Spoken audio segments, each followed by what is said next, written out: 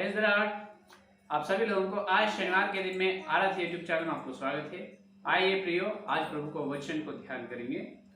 कल के संदेश में ये अपन सुने हैं कि जो शैतान का चाल, शैतान की योजना किस प्रकार से रहते हैं, उसके लिए एक अच्छे युवक सुरेश के जीवन के बारे में कल अपन सुने हैं। पहले से उन्होंने यहोवा को भाई मानने वाला था, तो जवान समय में उन्होंने बपतिस्म पाए। उसके बाद भी परमेश्वर के और जो संगति में परमेश्वर के साथ साथ चले हैं, लेकिन कुछ दिनों के बाद उनके अंदर पाप के ढरेवा निकल चुके हैं। पाप से डरना उनके जीवन में नहीं था। पाप को प्रसन्न करना, पाप को प्रेम करना शुरू किया है। बाद में उनका जीवन पूरा बदल गए, एकदम पाप में भटक गए हैं। और कुछ दिनों के बाद आंसू से परमेश्वर के चरण पकड़कर उन्होंने उनके पाप को महसूस कर ली। परमेश्वर के चरणों के पास जाकर परमेश्वर से पूछा है। जब परमेश्वर का आवाज सुनकर उन्होंने फिर से पश्चाताप मांगकर फिर से उनका मन परिवर्तन हुआ है, उनका मन बदल लिया और फिर से नए जीवन को शुरू किया। कल उसके बारे में अपन सुने। इसका मतलब क्या है? अपन शरीर की इच्छाओं को पूरे करने का उपाय न करें। तो कल वो है ध्यान। आज अपना ध्यानांश है कि परमेश्वर से प्रसन्न रहो। किसे? परमेश्वर को प्रसन्न रखना। परमेश्वर से अपन प्रसन्न रहना चाहिए या परमेश्वर को प्रसन्न करना चाहिए। कैसे? देखिए, तो परमेश्वर को प्रसन्न करने का एक तरीका आज अपन सुनेंगे। देखिए, सभोपदेशक 7वां अध्याय में अपन देख सकते हैं। सभोपदेशक 7वां अध्याय 26 वचन देखिए। सुलेमान राजा क्या करे? 26 वचन देखिए। अब मैंने मृत्यु से भी अधिक दुखदायी एक वस्तु पाई, अर्थात वह स्त्री जिसका मन फंदा और जाल है और जिसके हाथ हथकड़ियां हैं।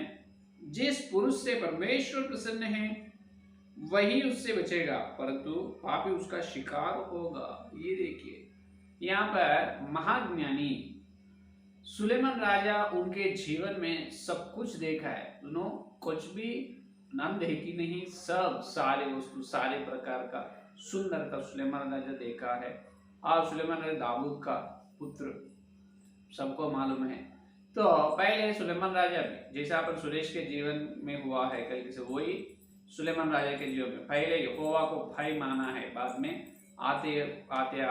आने दिनों में क्या हुआ है? सुलेमान राजा बहुत सारे स्त्री को ब्याह कर ली है, काम की इच्छाओं से जो परमेश्वर से दूर हो गए। और आखिरी समय, जब बुढ़ापे समय में और फिर से यहोवा को चरणों पर चलकर, यहोवा के पास चलकर आंसू से प्रार्थना की और पश्चाताप हुआ है। बाद में मन फेर ली है। फिर से ये सभोपदेशक लिखा है। तो नीति वचन जब है, नीति वचन और श्रेष्ठ गीत जवान समय में लिखा है। ये सभोपदेशक जब बुढ़ापी समय, वृद्ध समय में सुलेमान राजा लिखा है। तो अनुभव से बता रहे, मृत्यु से भी अधिक दुखदायक वस्तु एक सुलेमान राजा पाए। मृत्यु से भी अधिक दुखदायक क्या? कोई जो परिवार में कोई वस्तु या अपने रिश्तेदार या परिवार के कोई व्यक्ति का मृत्यु हुई, समझो कोई मर चुके हैं, जब कैसे वो दुखदायक या सुखदायक? बहुत दुखीदायक है, क्योंकि जो मरे हुए व्यक्ति फिर से नहीं आएगा, वो आदमी को फिर से अपन नहीं देख सकते, उसका शरीर तो मिट्टी में चले जाएगी। तो मृत्यु बहुत दुखदायक है। लेकिन सुलेमान राजा को बता रहे हैं, मृत्यु से भी अधिक दुखदायक एक वस्तु को देखा है। मृत्यु से भी अधिक दुखदायक क्या है? एक जाल है। क्या है? एक जाल को देखा है। वो जाल मृत्यु से भी अधिक दुखदायक है। वो जाल कौन है? यहाँ पर एक स्त्री दिखाई दे रही है। उस स्त्री को जाल से तुल्य किया गया है।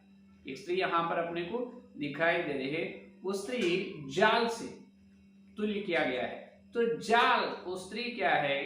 किस प्रकार की स्त्री? कौन है वो स्त्री? अच्छे उदाहरण में बताता हूँ। पोतीफर की पत्नी या दलीला के जैसा स्त्री कौन है? जो पोतीफर की पत्नी, जो यूसुफ को बार बार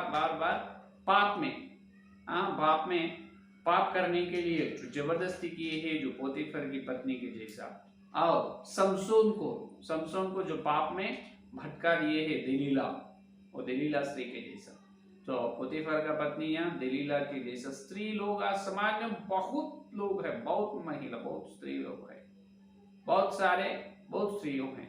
तो ये लोगों का नजर, उनका दृष्टि अलग से रहता है। उन्होंने हमेशा ये सोचते हैं कि जो पुरुष को पाप में फंसाना, जो पुरुष को उनका मन पसंद, जो पुरुष पर उसका अच्छा लगता है, उसको किसी रीति से उसको पाप में भटका देता। शैतान फरकने वाला है, यहाँ पर ये स्त्री फरकने वाला है। तो क्या करते हैं, ये भटक जाते हैं पुरुष, उस स्त्री को सुंदरता को, उस स्त्री का जो चाल चलन, उसका व्यवहार, उसके द्वारा वो एक काम को देखकर ये क्या होते हैं, पुरुष पाप करते हैं। तो ये स्त्री की कैसे तुल्य की गई, जाल। लेकिन यहाँ पर ये पाप में गिर पड़ने वाला अलग है और पाप में, ये पाप से अलग रहने वाला अलग है। यहाँ पर दो बातें बताए। जो पुरुष परमेश्वर से प्रसन्न रहे, वो लोग उनके जाल में नहीं गिरता है। पापियों जो है उनके जाल में गिर जाते हैं। तो परमेश्वर को प्रसन्न करना, ये है आज अपना कैसे परमेश्वर को कैसे प्रसन्न। यहाँ पर दो बातें हैं, और एक बार देखिए, और एक बार देखो। यहाँ पर जिस पुरुष से परमेश्वर प्रसन्न है, जिस पुरुष से परमेश्वर प्रसन्न है, उन्होंने ये जाल में नहीं गिरेगा, नहीं गिर पड़ता। जिस पुरुष परमेश्वर से प्रसन्न नहीं, उन्होंने बराबर ये पाप में फटक जाता है, गिर जाता है। तो कैसे परमेश्वर से पुरुष कैसे प्रसन्न रहना है, इसका मतलब अपन बोलते हैं पाप से दूर रहना। जब भी परमेश्वर से प्रसन्न रहते हैं, पाप से दूर रहने से परमेश्वर से प्रसन्न कर सकते हैं अपन। ये साधारण जवाब है। अच्छे उदाहरण क्या है, यूसुफ को बार बार पोतीफर की पत्नी बुलाने से भी यूसुफ ने उनके साथ नहीं गए और कारागार में चलने के लिए तैयार हुआ है और निंदा उठा लिया और कारागार में, जेल में चले गए यूसुफ, लेकिन पाप तो नहीं किया। इसका मतलब क्या है, उन्होंने पवित्रता से जिए हैं। तो अपन पाप से बचे रहना, पवित्रता से रहना, जब परमेश्वर से अपन प्रसन्न रहते, परमेश्वर अपने चाल चलन व्यवहार से प्रसन्न होते। ये साधारण जवाब। लेकिन यहाँ पर वो नहीं, सभोपदेशक में और एक बात बता रहे हैं कि देखिए, जो परमेश्वर से पहले, जो परमेश्वर से जिस पुरुष से परमेश्वर प्रसन्न रहे, इसका मतलब परमेश्वर को जो पुरुष प्रसन्न रहते हैं, उन्होंने ही पाप से बचे रहता है। ये है असली बात, समझ में। अपनी मेहनत से, अपनी परिश्रम से, पाप से दूर रहकर परमेश्वर को प्रसन्न करना वो नहीं। जिस पुरुष परमेश्वर से प्रसन्न रहे, वो लोग पाप से दूर रहते। ये है बात। तो इस दोनों के बीच में फर्क क्या है, भेद क्या है? भेद ये है कि अभी सुनिए, रोमियो की पत्री में पौलुस जी ने बताया है उदाहरण के लिए, धार्मिक कोई नहीं, सभी लोग पाप करके परमेश्वर की महिमा रहित है। तो धार्मिक कोई नहीं, इसका मतलब क्या है, धरती पे और कोई धार्मिक नहीं है। लेकिन वो वचन का अर्थ क्या है, धार्मिक कोई नहीं, इसका मतलब यह है कि अपना स्वभाव को वहां पर बता रहे। जन्म से अपन पापी लोग हैं, जन्म से सारी मानव जाति, सारे मनुष्यों ने क्या है, पापी लोग है, जन्म स्वभाव बता रहे। लेकिन जो जन्म कर्म पाप से परमेश्वर यीशु मसीह के पवित्र लोगों से छुटकारा पाए है बपतिस्मा लिए, उन्होंने अभी पापी नहीं होता। परमेश्वर की दृष्टि में वो धार्मिक है। वो स्वभाव के बारे में बता रहे, जन्म से सभी लोग पापी है, धार्मिक कोई नहीं। लेकिन उसका विलोम शब्द क्या है, कोई नहीं। इसका मतलब कुछ लोग अच्छे लोग हैं। अच्छे लोग कौन है, धार्मिक लोग है। कौन, यीशु मसीह की पवित्र लोगों से बपतिस्मा लिए, वो लोग पवित्र है, वो लोग धार्मिक लोग है। सभी जनों धार्मिक नहीं बोले, कुछ लोग धार्मिक रहते हैं। इसका मतलब जो बपतिस्मा पाए वो लोगों के बारे में। और एक उदाहरण, उत्पत्ति में 38 अध्याय में जो यहूदा का प्रथम संतान, यहूदा का पहला पुत्र के बारे में वहां पर बताता है। देखिए उत्पत्ति, देखिए 38 अध्याय 7वां वचन देखिए, परंतु यहूदा का वहां जेठा या येर, यहूदा का वहां जेठा, इसका तो प्रथम पुत्र जेठा एर, उसका नाम है एर, यहोवा के लेखे में दुष्ट था। ये देखिए, ये एर के बारे में बताइए, एर यहोवा की दृष्टि में कैसे है? दुष्ट लोग है, अच्छे आदमी नहीं है, ये बुरा आदमी है, तो धार्मिक नहीं है। तो ये क्यों एर यहोवा की दृष्टि में क्यों दुष्ट था? अपने को तो नहीं, वहां तो नहीं लिखा गया, नहीं लिखा है परमेश्वर ने उन्होंने क्या क्या बुराई करे, क्या क्या पाप करे है, अपने को तो पता, लेकिन उन्होंने यहोवा की दृष्टि में कैसे है? कैसे एक दुष्ट व्यक्ति है, दुष्ट संबंध, दुष्ट लोग। इसका मतलब अच्छे लोग भी है, दुष्ट है तो अच्छे लोग भी है, तो कोई धार्मी नहीं। इसका मतलब कुछ लोग धार्मी है, जन्म से देखे तो कोई धार्मी नहीं, लेकिन यीशु मसीह की पवित्र लोगों से पाप की क्षमा मांगे हैं और नरक से छुटकारा मिले हैं और स्वर्ग के वारसी बने हैं, बपतिस्म लिए हैं, ये लोग धार्मिक है। तो उसके बारे में कह रहे हैं। तो देखिए, यीशु मसीह के सुसमाचार सुनकर विश्वास करे हैं, तो यीशु मसीह जिसके जीवन में आए हैं, वो लोग उनकी चाल चलन में, व्यवहार में हर दिन पवित्रता से जीने की यत्न करते रहना चाहिए। हर दिन पवित्रता से जीने की यत्न करते रहना है, परमेश्वर की आज्ञाओं को मानना है, उनका और शासन को मानना है, आज्ञाओं को, शासन को इनकार नहीं, आज्ञा के अनुसार चाल चलना चाहिए, एक कान से सुनकर और एक कान से छोड़ना नहीं। ठीक है, जैसे नम्र से, मूसा जैसा परमेश्वर के घराने में नम्र है, उस प्रकार हर दिन परमेश्वर की आज्ञा के अनुसार अपन चलते रहना चाहिए। तो उस प्रकार परमेश्वर की आज्ञाओं को मानने से और पूर्ण दिल से, पूरे दिल से परमेश्वर को प्रेम करते रहते जाते हैं, ये लोग परमेश्वर से प्रसन्न है, ये लोग परमेश्वर से प्रसन्न रहेगा। जिस पुरुष परमेश्वर से प्रसन्न रहे, कौन है? जो बपतिस्म लिए व्यक्ति और हर दिन आज्ञाओं को मानने व्यक्ति और पूर्ण दिल से, पूरे दिल से, पूर्ण हृदय से परमेश्वर को प्रेम करने वाले जो है, ये लोग परमेश्वर से प्रसन्न है। ये लोग जो परीक्षा में जब आएंगे, जब परमेश्वर इनको बचाता है, ये है असली बात। समझ में आ गई? 7 समुपदेश 7 और 26 का अर्थ क्या है? जो विश्वासी लोग परमेश्वर से प्रसन्न रहते हैं, वो लोगों को परमेश्वर खुद बचाते हैं परीक्षा में। समझ में आए? वो है असली बात। तो कैसे परमेश्वर से प्रसन्न रहना है? सिर्फ ऐसे अपनी चाल चल, अपने व्यवहार पर ध्यान रखना चाहिए, सावधान से चलना चाहिए, सावधानी से। क्या सुन रहे हैं, क्या देख रहे हैं, क्या बात कर रहे हैं, कैसे चल, कौन से काम तुम कर रहे हैं, तुम्हारे द्वारा कौन से कार्य हो रहा है, तुम्हारी दिनचर्या, हर दिन की चर्या किस प्रकार की है, हर एक कदम में, हर एक काम में अपन जांचते रहना, परीक्षा करते रहना है। जब अपनी चाल चलन परमेश्वर की दृष्टि में पवित्रता से दिखाई दे, जब अपनी व्यवहार, अपनी आत्मिक जीवन से परमेश्वर प्रसन्न होता है, जिसकी आत्मिक जीवन से परमेश्वर प्रसन्न होता है, उसको पाप से बचाते हैं। समझ में आए? तो ये है सब्जेक्ट। लेकिन कई लोग ऐसे बोलते हैं, उनकी शरीर की अभिलाषा, संसार की अभिलाषा, उनकी स्वयं योजना, उनकी इच्छा, मन की इच्छाओं के अनुसार चलते हैं, और पाप करने के जो संदर्भ आए हैं, परीक्षा में आए हैं, जब विश्वास पुकारता है, हे प्रभु मुझे मदद कीजिए, मुझे सहायता दीजिए, मुझे बचाओ प्रभु बचाओ। जब ऐसा नहीं बचेगा, बचाएगा प्रभु नहीं बचाएगा, क्योंकि वैसे बुलाई देना, तुम वैसे पुकारना, वो मूर्खता है। क्यों?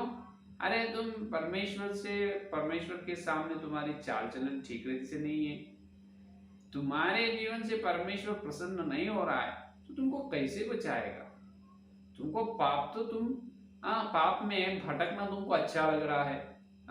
इसका मतलब जब तुम पाप में गिर जाने के संभव है, जब भी तुम पुकार रहे, इसका मतलब तुम जब परीक्षा में रहते हैं, जब भी परमेश्वर याद में आएगा क्या तुमको? पहले से परमेश्वर याद में नहीं है। ऐसे लोग आज ईसाई समाज में बहुत आ रहे हैं, हजारों लाखों लोग हैं, परीक्षा में हैं। जब यीशु मेरी आवाज सुनो, मेरी विनती सुनो, मेरी प्रार्थना को सुनो, आमीन बोलो, प्रभु कृपया मदद करो, तुम्हारा अनुग्रह दे, प्रभु दया करो, प्रार्थना करते। जब वो परीक्षा से मुक्त हो गए, बाद में और कुछ नहीं। तो ये मूर्खता है, ये मूर्खता है।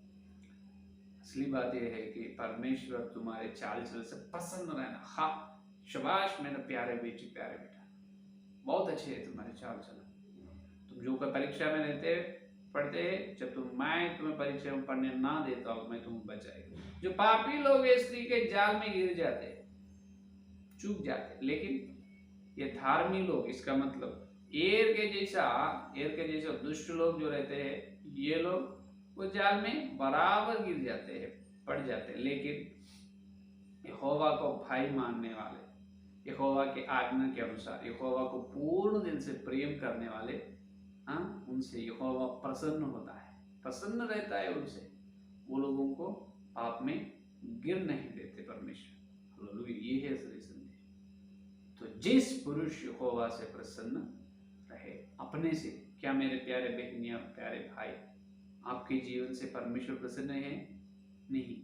तो अभी तुम प्रतिज्ञा करो, हे प्रभु, आज से लेकर तुम्हारे दूसरे आगमन तक मेरा हर दिन, मेरी चाल चल, मेरी दिनचर्या, हर काम में मैं, मेरे जीवन से तुम प्रसन्न रहना, उस प्रकार के जीने की, तुम्हारी मन पसंद, तुम्हारी आज्ञाओं के, तुम्हारी वचन के अनुसार चलने की अनुग्रह मुझे दीजिए। कृपया हमारे ऊपर दया करिए प्रभु, से प्रार्थना करो, पश्चाताप हो जाओ, प्रार्थना करो, प्रभु आपको सहाय करेगा। ये है संदेश। तो आज से युवकों के लिए पुस्तक समाप्त हो गई। और आपको इस पुस्तक में आज तक जो सुने हैं, लगभग 20 एपिसोड सुने, किसी संदेश है, कुछ प्रश्न है, तो आपको जो नीचे दिखाई दे रहे आराध्य यूट्यूब चैनल का नंबर, आप फोन सकते हैं।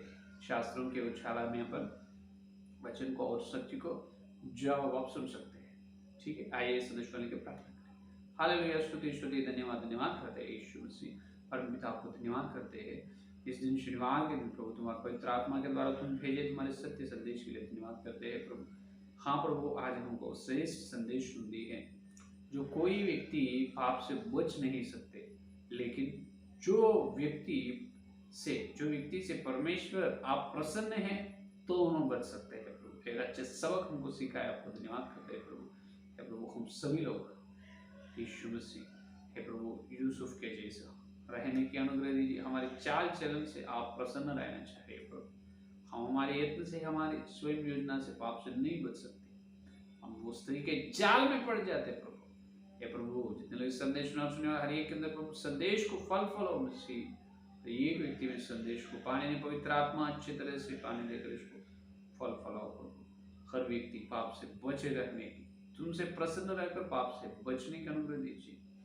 प्रभु, आज तक हम लोगों के लिए पुस्तक संदेश सुने, जितने लोग हर दिन आराध्य यूट्यूब चैनल में ना छोड़कर संदेश सुन रहे हैं, उनके सारे प्रभु परिवार को, उनके काम को, सबको आत्मिक जीवन का आशीर्वाद दीजिए। आकाश से प्रभु भरपूर आशीर्वाद उनके घर में दीजिए। आशीर्वाद उंडेल करो प्रभु, उंडेल कीजिए, आर्थिक आशीर्वाद, स्वस्थ की, आत्मिक जीवन का आशीर्वाद दीजिए। और कल से और प्रभु हम और एक पुस्तक ध्यान करने का अनुग्रह दीजिए। इस सारी प्रार्थना को यीशु मसीह के नाम से मांगते हैं, आमीन आमीन। परमेश्वर का प्रेम, मसीह का पवित्र आत्मा की सहभागिता, इस दिन से लेकर यीशु का दूसरे आगमन तक सारे भक्तों को विशेष रूप से हर दिन ना छोड़कर सत्य संदेश को सुने हैं। आज तक लोगों के लिए पुस्तक को ध्यान से सुने, उनको सर्व साथ रहे। आमीन आमीन आमीन। Praise the Lord. धन्यवाद। काल मिलेंगे।